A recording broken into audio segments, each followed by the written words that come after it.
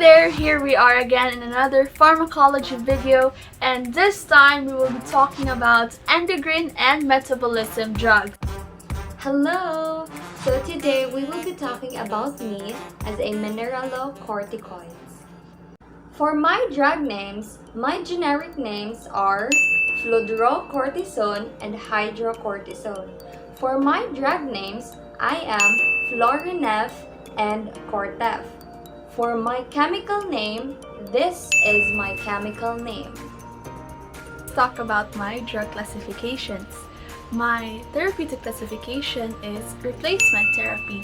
Meanwhile, my pharmacologic classification is corticosteroid hormones. My pregnancy category is category C. I have revealed an adverse effect on the fetus, but there are no available controlled studies in women and in animals. I cross the placenta and I enter the breast milk.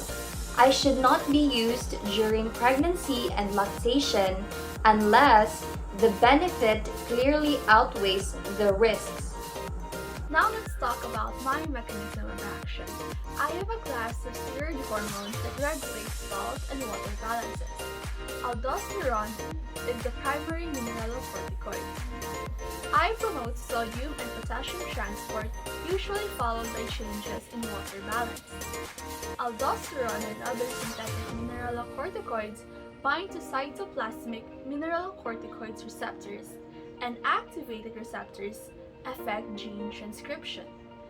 The cellular mechanism of action is similar to that of glucocorticoid receptors, but affecting different genes.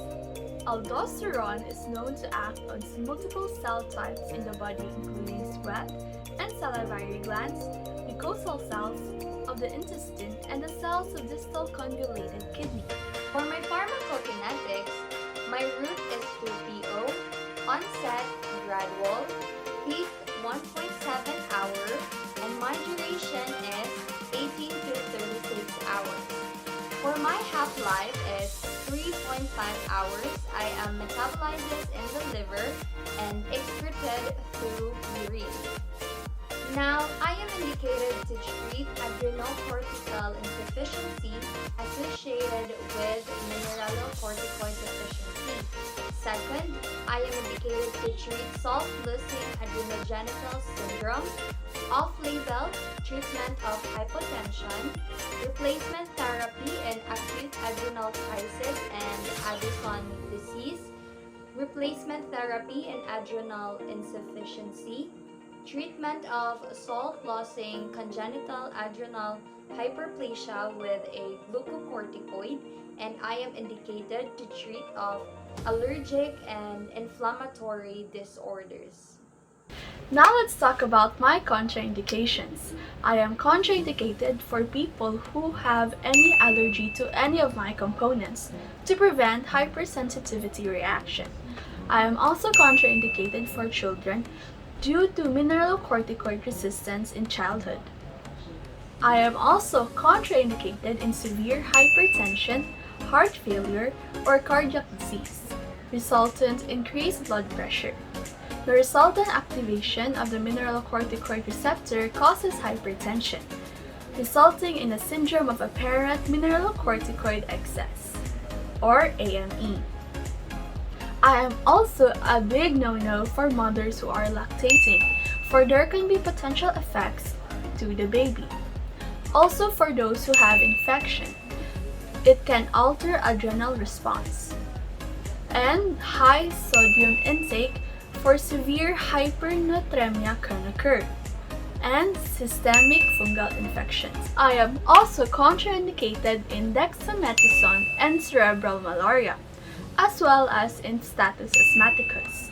I am also a big no-no in pregnancy, for I cross the placenta and may cause potential adverse effects. Let's talk about my side effects or adverse effects. In the central nervous system, I could cause headache and weakness. In the cardiovascular system, I can cause edema, hypertension, congestive heart failure, and cardiac enlargement. My other adverse effects are possible hypokalemia, allergic reactions from skin rash to anaphylaxis, and potassium loss.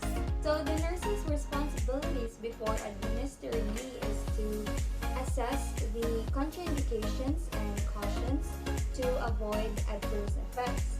Second is to assess blood pressure, pulse, and adventitious breath sounds, weight and temperature, tissue turgor, reflexes and bilateral grip, strength, and serum electrolytes levels to determine baseline status before beginning therapy and for any potential adverse effects. Talk about the nurse's responsibilities during drug administration. I should only be used in conjunction with the appropriate glucocorticoids to maintain control of electrolyte balance.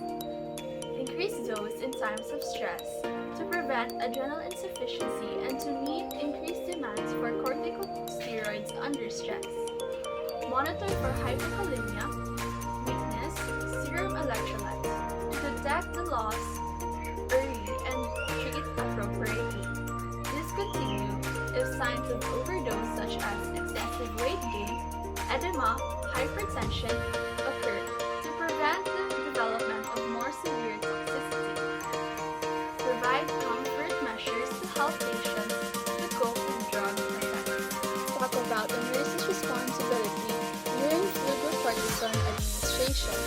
The starting dose for fludrocortisone is 0.1 to 0.2 milligrams per deciliter by mouth.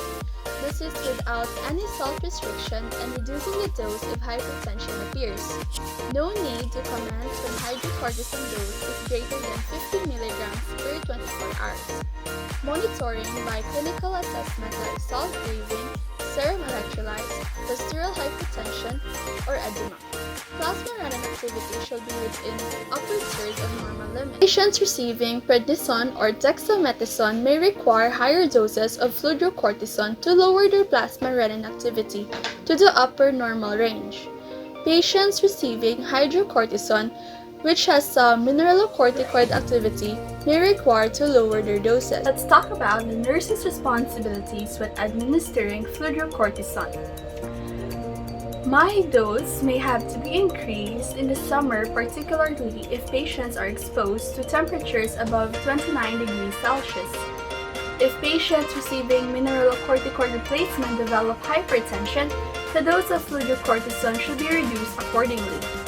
In cases of uncontrolled blood pressure, patients should be encouraged to continue fludrocortisone and initiate antihypertensive therapy, such as angiotensin II receptor blockers, angiotensin-converting enzyme inhibitors, or dihydropyridine calcium blockers. During fludrocortisone administration, I should only be used in conjunction with appropriate glucocorticoids to maintain the control of electrolyte balance.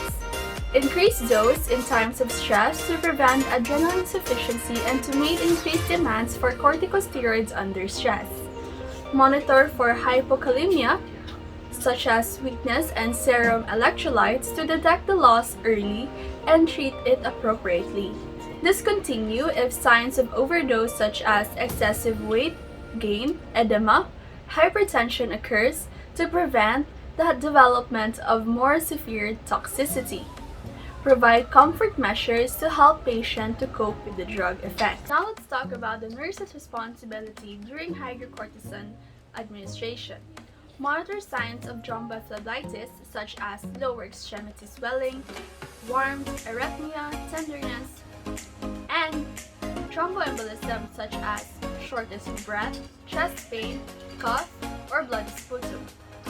Notify the physician or nursing staff immediately and request objective tests if thrombosis is suspected. Monitor and report signs of peptic ulcer including heartburn, nausea, vomiting blood, tarry stools, and loss of appetite. Monitor signs of hypersensitivity reactions or anaphylaxis including pulmonary symptoms such as tightness in the throat and chest, wheezing, cough, and dyspnea, or skin reactions such as rash, pruritus, or urticaria. Notify the physician or nursing staff immediately if these reactions occur. You should also assess any muscle or joint pain. Report persistent or increased musculoskeletal pain to determine the presence of bone or joint pathology. Let's proceed to the other nursing responsibilities during hydrocortisone administration. Assess signs of increased intracranial pressure in children, including changes in mood and behavior, decreased consciousness, headache, lethargy, seizures, and vomiting. Notify the physician immediately of these signs. Assess peripheral edema using girth measurements, volume displacement, and measurement of pitting edema. Report increased swelling in feet and ankles or a sudden increase in body weight due to fluid retention. Now, after administering it, this is now the responsibilities of a nurse. First is to monitor the patient's response to the therapy. Second, to monitor for adverse effects. Third is to evaluate patient understanding and drug therapy by asking the patient to name the drug, its indication, and its adverse effects to watch for.